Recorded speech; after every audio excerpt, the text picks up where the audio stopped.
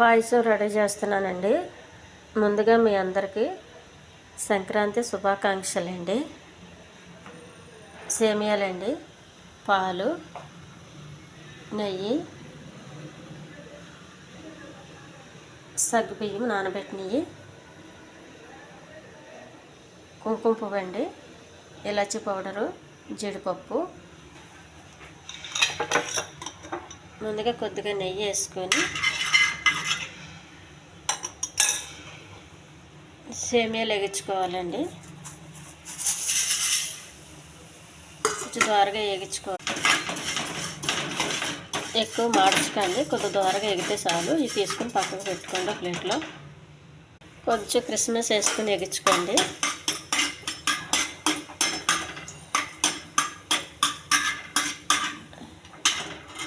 కొద్దిగా జీడిపప్పు అండి, ఇది కొంచెం దోరగా ఎగినాక తీసుకుని ప్లేట్లో పెట్టుకోండి. ఈ మరుగుతున్న పాలలో కొద్దిగా ఇలాచి పౌడర్ కలపండి. ఇప్పుడే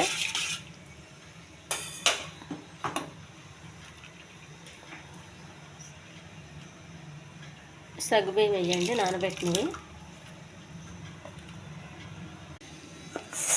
ఈ సేమియాలు వేయండి. సగ్గుబియ్యం ఉడికినవి.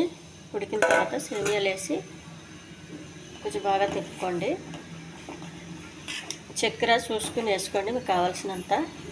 ఈ ఛానల్ నచ్చితే సబ్స్క్రైబ్ చేయండి, షేర్ చేయండి, లైక్ చేయండి, కామెంట్ చేయండి. ఇది కొంచెం బాగా ఉడకాలండి.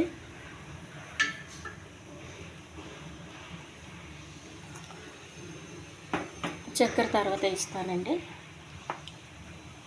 కుంకుమ పువ్వు అండి, కొద్దిగా పాలల్లో నానబెట్టుకోండి, కలర్ బాగా దిగుతుంది. పాయసం రెడీ అయిందండి.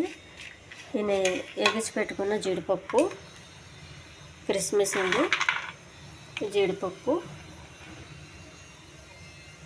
చూడండి. పాయసం రెడీ.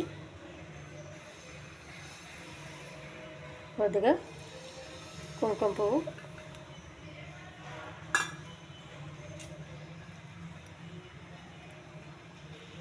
గమగమలాడే పాయసం రెడీ అయిందండి.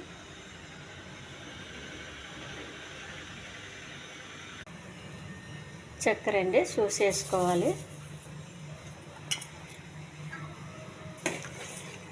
పాయసం రెడీ అయిందండి.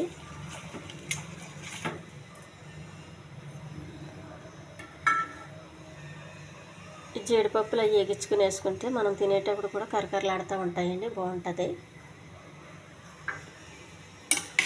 సేమియాలు ఎక్కువ ఉడికించకండి,